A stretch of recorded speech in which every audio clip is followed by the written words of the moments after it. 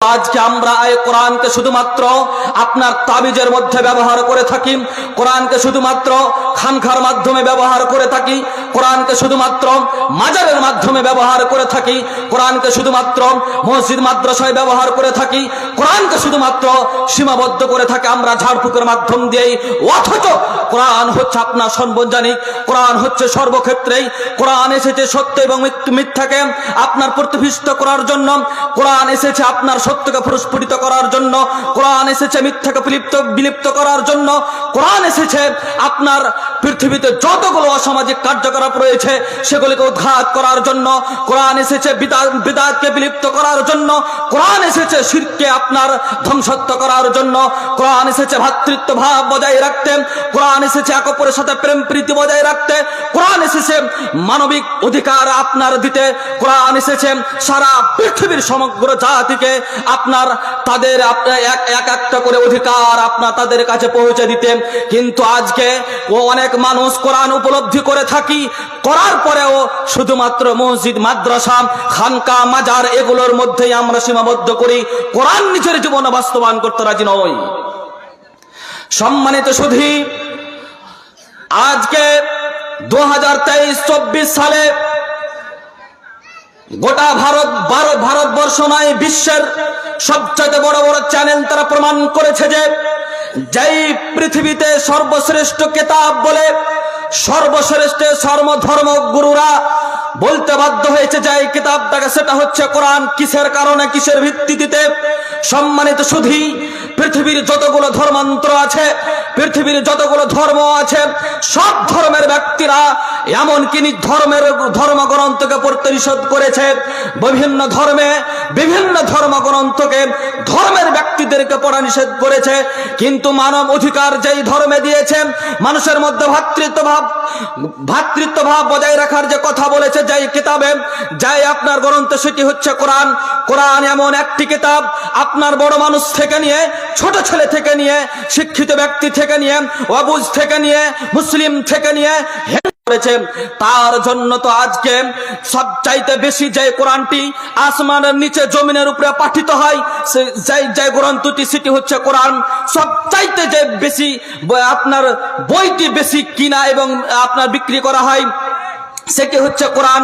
যাই বইটি, যাই গ্রন্থটি সব নমাজে আমাদের যথেষ্ট।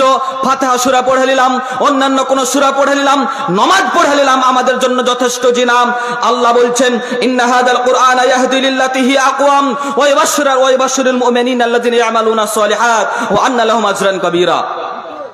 নিশ্চয় এই কোরআন প্রতিটি মানুষের জন্য হেদায়েত, প্রতিটি মানুষের জন্য সরল ও সঠিক পথ নিয়ে এসেছে। নিশ্চয় এই কোরআন সমগ্র জাতির জন্য, এবং যারা সৎকর্মশীল এবং যারা নেককার এবং যারা মুমিন তাদের জন্য হচ্ছে সুসংবাদকারী এই কোরআন। সম্মানিত সুধী, ও আন্না লাহুম আজরান কাবীরা, এবং এই কোরআন আপনার ওদের জন্য আপনার কি করেছে? উত্তম প্রতিদানের সুসংবাদকারী। যারা কোরআন অধ্যয়ন করে করে করে করে কোরআনকে নিজের জীবনে অ্যাকসেপ্ট করবে, কোরআনকে নিজের জীবনে বাস্তবায়ন করবে, কোরআনকে আপনার প্রতিটি ক্ষেত্রে হারাম হালাল জায়েজ না জায়েজ সুন্নাত বেদাত এই সব জায়গাতে সঠিকভাবে পর্যবেক্ষণ করে কোরআন বিস্তারিত অবলম্বন করবে। নিজের আপনার হাত পা নাক মুখ চোখ কান প্রতিটি আপনার অঙ্গ প্রত্যঙ্গ দ্বারা কোরআন প্রস্ফুটিত যদি হয়, তাহলে এই জাতি হবে উৎকীর্ণ, জাতি হবে উৎকৃষ্ট, আপনার শ্রেষ্ঠ। নইলে বা জাতি কোরআন পড়ার পরেও পথভ্রষ্ট, কোরআন পড়ার পরেও আপনার ধ্বংসত্ব। সম্মানিত সুধী, শুধু তাই আল্লাহ তাবারাক ওয়া তাআলা অন্যত্র আয়াতে বলেন, ওয়ানুনাজ্জিলু মিনাল কুরআনি মা হুয়া শিফাউন ওয়া রাহমা। কোরআনের কথা বলা হয়েছে, আমি এই এমন এক কোরআন অবতীর্ণ করেছি যা মানুষের জন্য হচ্ছে শিফা, মানুষের জন্য হচ্ছে আরোগ্য, মানুষের জন্য হচ্ছে অসুখ, এই অসুখকে দূরীভূত করবে, এটি হচ্ছে ওষুধ এই কোরআন। কিন্তু আজকে আমরা কোরআন পড়ার পরেও আরো অসুখকে নিয়ে আসি, কোরআন পড়ার পরেও আমরা বেদাত করি, কোরআন পড়ার পরেও আমরা শিরক করি, কোরআন পড়ার পরেও আমরা আমরা মাজার পূজা করি, কোরআন পড়ার পরেও আমরা আজকে বিভিন্ন রকমের আপনার হারাম কাজের সাথে সংশ্লিষ্ট থাকি, তাহলে এই কোরআনকে এদেরকে এই আপনার অন্যায় অবিচার অশ্লীল বেহার কাজ থেকে দূরীভূত করতে পেরেছে না। এর জন্য মুসলিম আজকে অসামাজিক কাজে জড়িত, এর জন্য মুসলিম লাঞ্ছিত, ঘৃণিত, অপমানিত, নিষ্পৃত। সম্মানিত শুধুমাত্র কোরআন মসজিদে নয়, শুধুমাত্র কোরআন আপনার মাদ্রাসায় যথেষ্ট নয়, শুধুমাত্র কোরআন আপনার খানকায় নয়, মাজারে নয়, কোরআন আপনার সার্বজনিক সর্বক্ষেত্রে সর্বভূমি প্রত্যেকটা পদক্ষেপে আপনার কোরআনকে বাস্তবায়ন করতে হবে, তাহলে সর্বশ্রেষ্ঠ জাতি বলে আপনি আখ্যায়িত হতে পারবেন।